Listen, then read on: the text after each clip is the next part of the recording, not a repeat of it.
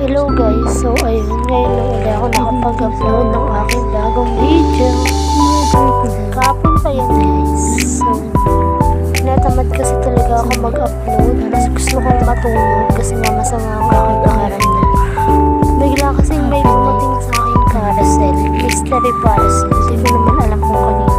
Pero name ko yung nakalagay. Tapos nakakatawa yung laman guys. Pregnancy test, parang tanga. Yung tipong maghuhulot ka na lang sa order na dumalating sa'yo. Siyempre ako naman si Baliw. Kasi delay na naman ang babae ng hormone. Nagulat. Sabi ko, this is a sign na ba para mag-pregnancy test? Balay mo may laman. Tuloy. Nagbuang niya. So ayun guys, yung nakita nyo dyan, binubuksan ko siya, diba? Siyempre gusto kong malaman.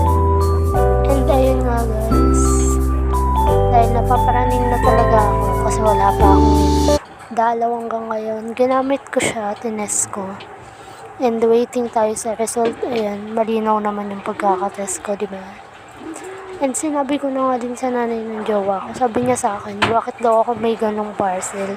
Siguro daw sign na daw na magkakaroon na daw siya ng apo.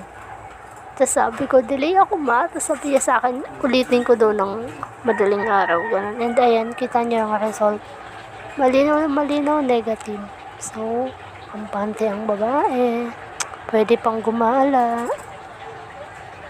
Ayan. And after ganyan guys, sabi ko nagugutom na ako. Kaya, ayan. Kakain na ako.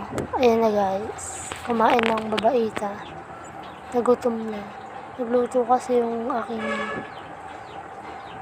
nanay ng aking asawa ng pansit canton tsaka itlog. May pakapi-kapi pa yan.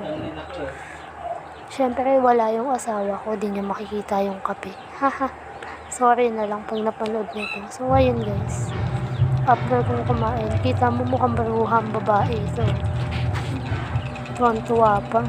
Pagliligpit muna ako kasi ayoko ng daming kalat. Well, pinaghigaan lang naman namin yun, pero sadyang maarate talaga ako, kaya yun. Liligpitin kaya ng babae. Ayun nga guys, kita niyo yung mga kalokohan ko dyan. May pasayaw-sayaw pang babae dyan. So, para bang nasa disco yan, tiktoker yan. Magaling sumayaw, kala mo ay. Kita niyo yung kumot namin guys. Lagi kong nilalabhan yan. So, ayun na. Share ko lang mga kalokohan ko sa buhay.